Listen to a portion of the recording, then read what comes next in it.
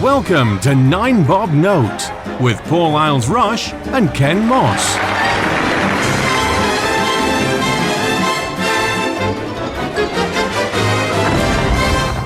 Hello everybody and welcome to 9 Bob Note. I am Paul. And I am Ken. Very forceful today.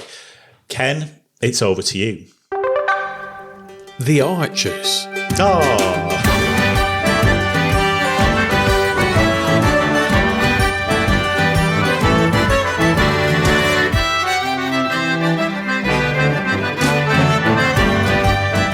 I've been an Archers addict for years and years, 20 years at least. And for those who don't know, it's a soap opera on BBC Radio 4. It's on for 12 minutes, 6 days a week, and there's an omnibus edition on Sunday mornings. And it's just lovely. It's set in a fictional county called Borsetshire. It's all about farming. It started in 1950. It replaced Dick Barton on the wireless. And it started out ostensibly as just a 6-part series and carried on and on and on. It's never stopped. I think there is one original cast member left. She's 103 now and she's still in it. Wow. So it's just a lovely, gentle mix of serious and silly and country life, and the locations are really, they come to life vividly. You can just picture this bucolic splendour of the place. When it's a miserable grey day, you can just catapult yourself into this little country village where they've still got a post office and a church and a local pub that's full of horse brasses, and I just love it. Now, recently, I've introduced you to it. Yes. And I said, give it an hour. Listen to an omnibus. If you're not hooked by the end of that, then let it go, no worries. But I know that you do a lot of listening on your dog walks, so I thought it might be just something that you'd enjoy. You seem to have quite taken to it. Yes, I was a bit sceptical just because I love a soap and I just wondered how it was going to be, because obviously most things that I encounter are on the TV or I don't listen to an awful lot outside of podcasts. I don't listen to a lot of sort of radio drama and things like that. And I just wondered how they would get across like the soapiness of it. And especially because before I started listening to it, I went onto the Archers website to look at some of the character bios to try and get to know them. And there was about 100 characters. And I was thinking, oh my God, how am I going to even tell the difference between these people? But there was a beginner's guide on the website. And it says, is there? Yeah. And it says what you should do is don't try and get to know everyone all at once. Just follow one family or one storyline. And then the others all slot. That's a good way of doing it. You see, you know, I've been into audio since I was infant school.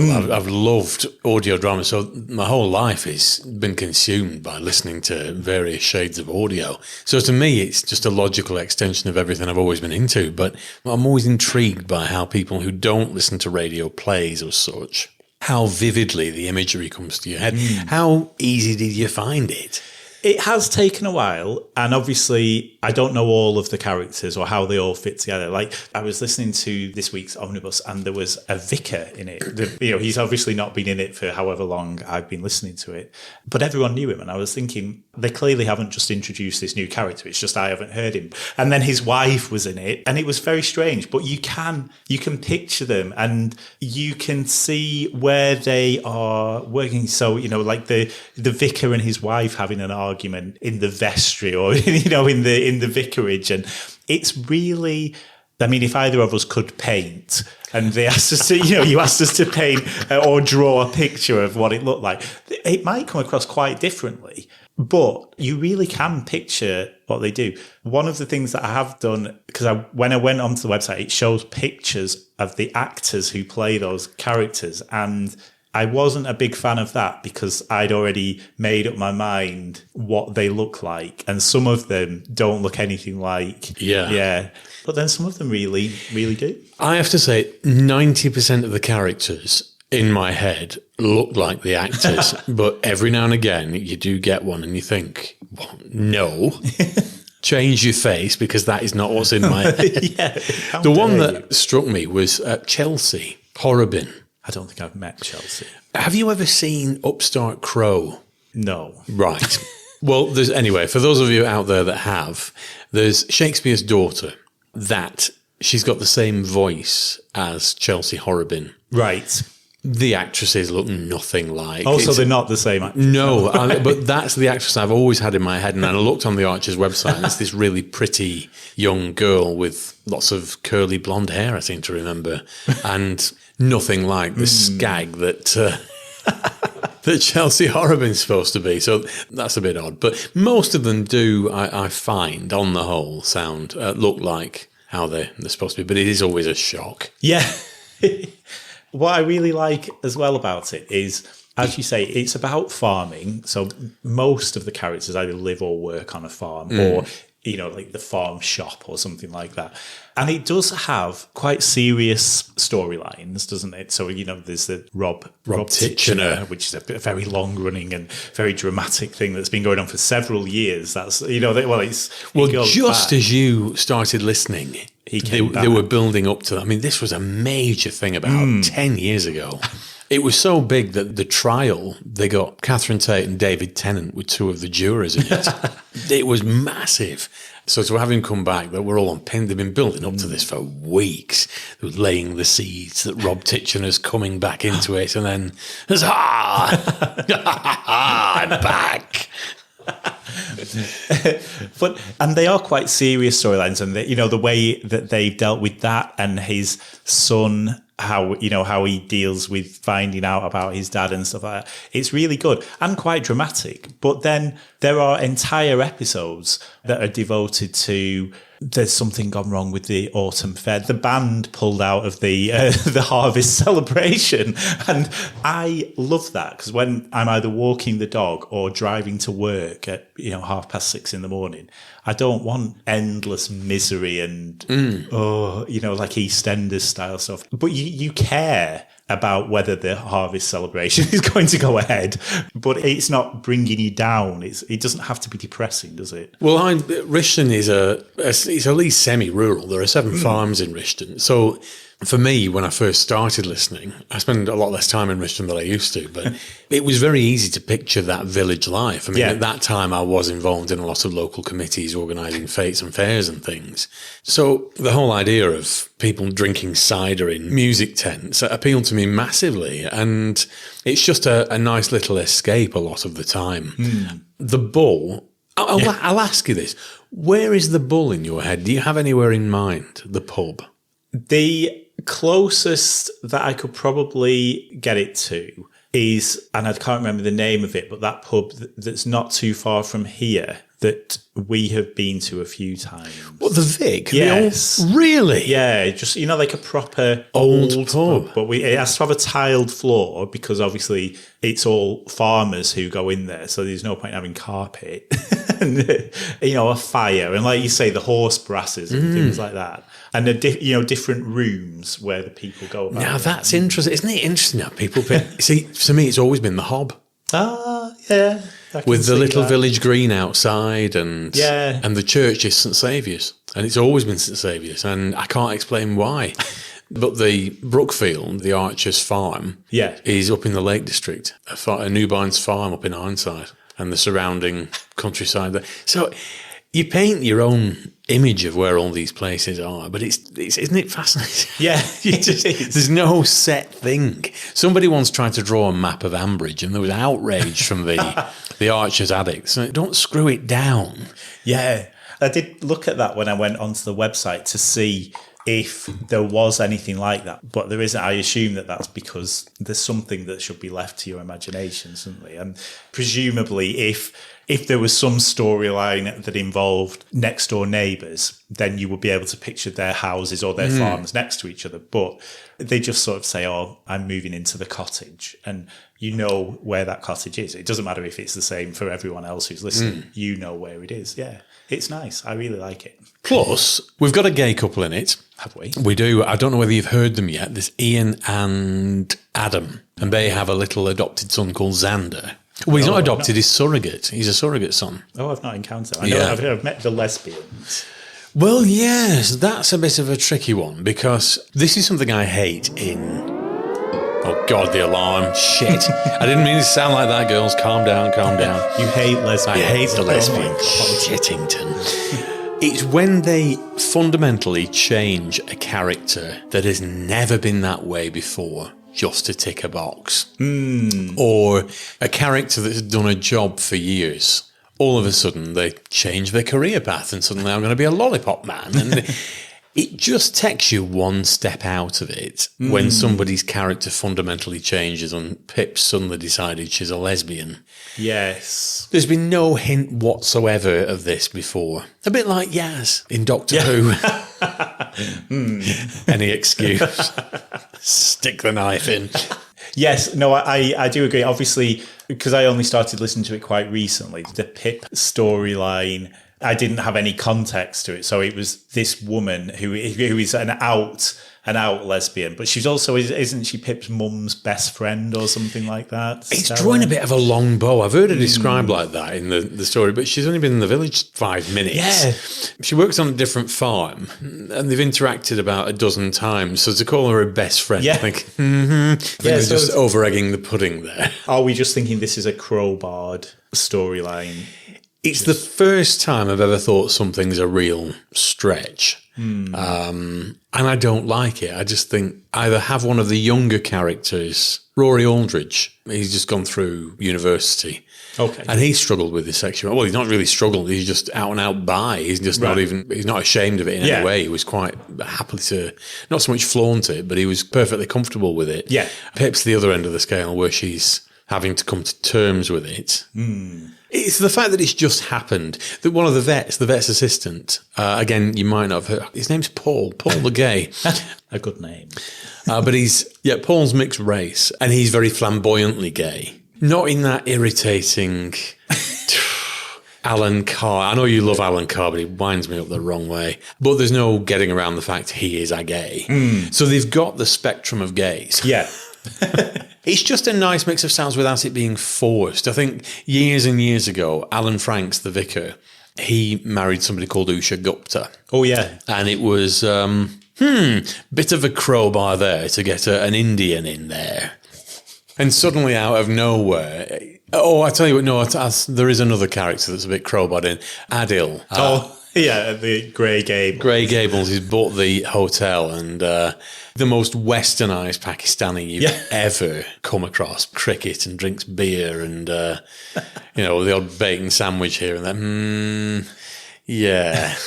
So token ethnic characters. But I've never quite understood this when they drop characters like that in. It's not the target audience. It's like watching something from Bollywood and it's full of white actors from Taunton or something. Hello, old fruity, we're from Buckinghamshire. We've just come over to Karachi. So what? It's going to take you out of it. It's just there for the sake of it. I don't like that. Yeah, and I mean, I kind of get the Adil thing because you can imagine an Asian person buying a hotel, a hotel like that and sort of thinking, oh, this is the dream to live the life in the country. But what they should, and I don't really know because I've not listened long enough, but what they should be covering is how that affects the people in the village. So we're not saying that there are going to be a bunch of torch-wielding villagers. They've done that storyline. Get off our land! But I mean, there was a mention of it a few weeks ago when I think it was about cricket, and one of them was trying to make friends with him, and he said, "Well, you must be good at cricket. Why don't you come and try out for the village cricket team?" And he turned out to be rubbish at cricket, and he hates cricket. And he was like, "Well, why did you just assume that that I like cricket?" And the guy, I can't remember who it was, but it was just a bit like, "Oh, well, I just assumed." It was a tremendous. I remember that storyline. It was just the most horrible crowbar. And the problem is with something like The Archers, where they're trying to fit characters in just to tick the boxes. The writing team doesn't know what to do with them, so they end up being very worthy and stereotypical rather than these people just being characters in their own right. They have to, all the old causes have to come out. So I can't remember whether there's been a homophobia story. There must have been. Even the story about Pippa coming out and she's told all of her family and even the ancient grandparents and stuff. none of them batted an eyelid. They were just like, oh, you've got a girlfriend. Oh no, you're a lesbian, Pip. Oh no. I'm having trouble coming to terms with it, pet. And oh no. But it's not that. And you just think, yes, it is. And it's done in this unrealistic, everybody's fine with it. This daughter you've had for 20 odd years suddenly announces she's a lesbian, and you're kind of fine with that. No, you're not. There's going to be at least some wrangling that this person you've known for a quarter of a century isn't who you thought she was, or there's something aside to this person, this daughter that you've no idea about. You've got to at least have a little stutter, at least, rather than, oh, well, that's fine. Let's all just go out for a drink then. It's just not real. That every now and again they'll stumble, and it's always to do with issues. Yeah. It's just so clumsily done. But when they get issues right, honestly, they get them completely on point. There was one, it was about 12 months ago now, where there was an accidental pregnancy. Right. And it was dealt with so well. That was Chelsea Horrobin. And Ben Archer thought that he'd been dumped by his girlfriend. So we went to the local, there was a music festival on. Right. And him and Chelsea Horrobin ended up shagging in a tent. Oh. Lo and behold, whoops-a-doodle, there's a blue line here. Oh, there's 2 blue lines here. And yes, so it was all dealt with how, all the pros and cons. And I honestly thought, because there's a strong Christian listenership to the Archers, I honestly thought it would fall on the side of keep the baby. Yes, I get She that. didn't. She got rid. Right. But it was all very sensitively done. It was... It wasn't preachy. No, Yeah. it wasn't. It weighed up both sides of it extremely well. So I thought that was well done. And what's the other one? I mean, there's the whole Rob and Helen story. That was done years ago. But now they're dealing with the fallout of it when there's kids involved that are growing up. Yeah. And again, it's been very well done, and all the legal ins and outs of it have been sensitively handled and realistically handled. So my bottom line with The Archers is that it's how I would like TV soaps to be. They've got the balance just right. Whereas now I look at things, Coronation Street, my lovely rose-tinted glasses are when I saw the odd one or two in the 80s and 90s, and I've in recent years seen black and white ones from the 60s, and they're wonderfully twee. But I think it's this cosy terrace street. Now it's closer to EastEnders than EastEnders. It's horribly... Emmerdale's no different. That's really gritty. Emmerdale's even worse, yeah. And you just think all the local community is just all shredded in favour of murder and death and bitterness and horror, and everybody being miserable for 99% of the time. They might smile once on Christmas Day, but don't worry, there's a fire and a car crash coming. Yeah, it won't last. And that's it. Coronation Street is a really good example of where they did have that sense of community and meet in the pub because someone's moving away and you're going to have a sing-song around the piano.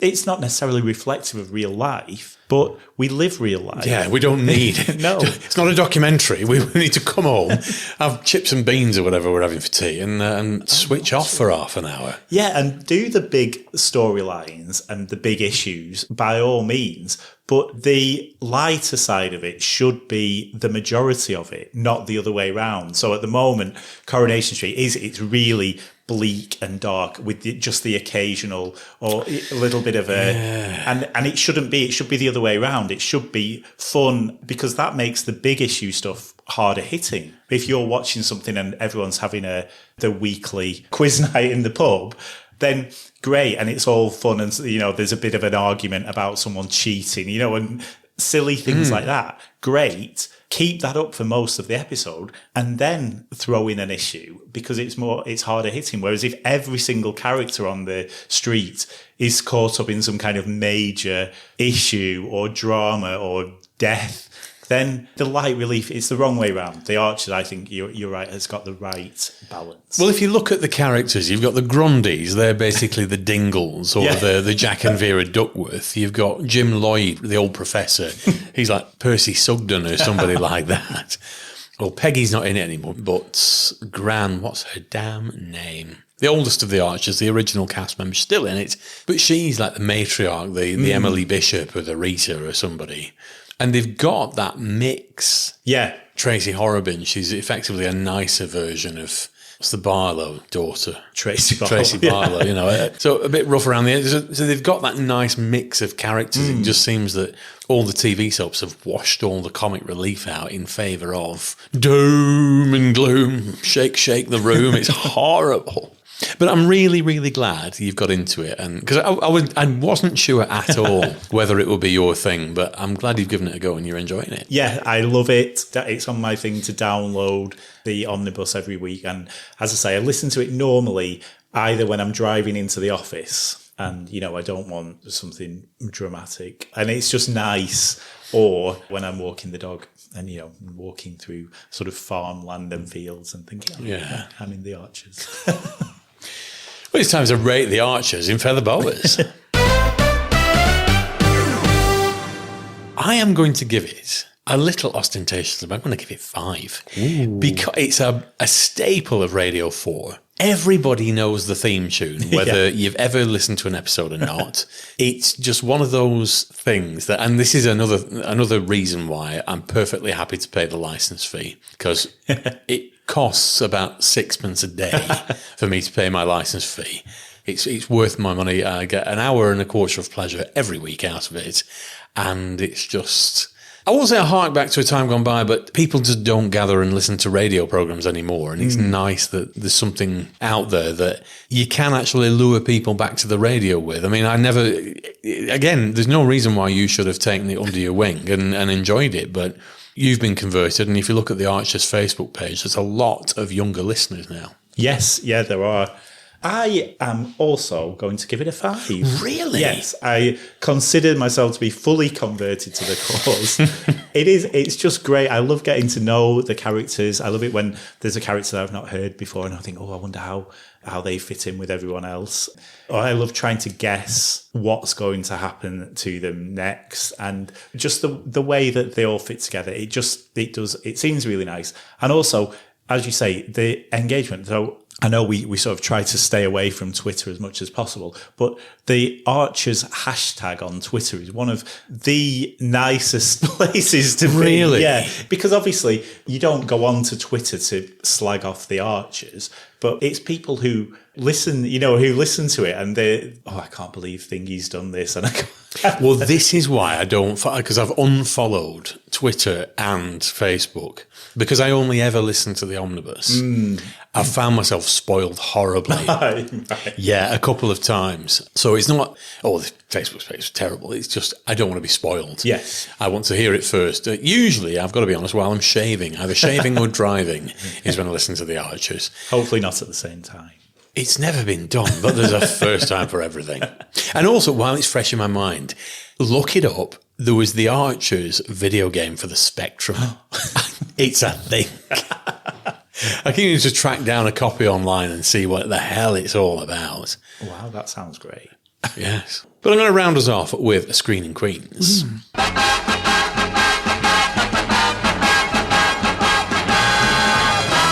Well, technically, it's an airwave Queens.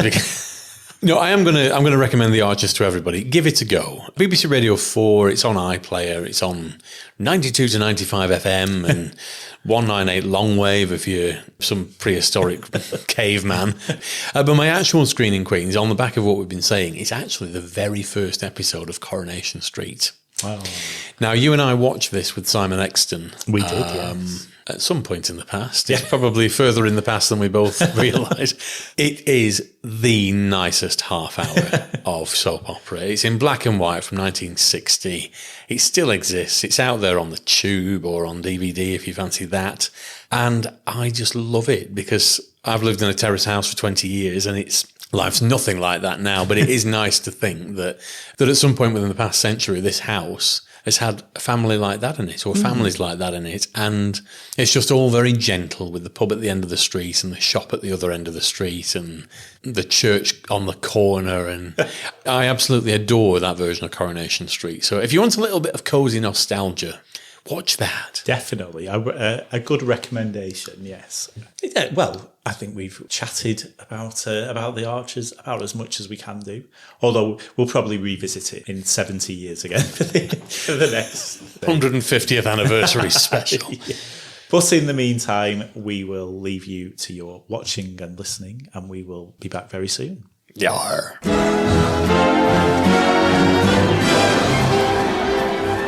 Nine Bob Note featured Paul Isles Rush and Ken Moss.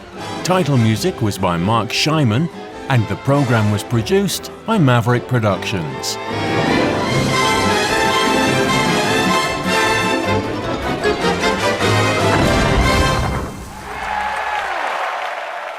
For more information, please visit maverickproductionsuk.blogspot.com or find us on social media.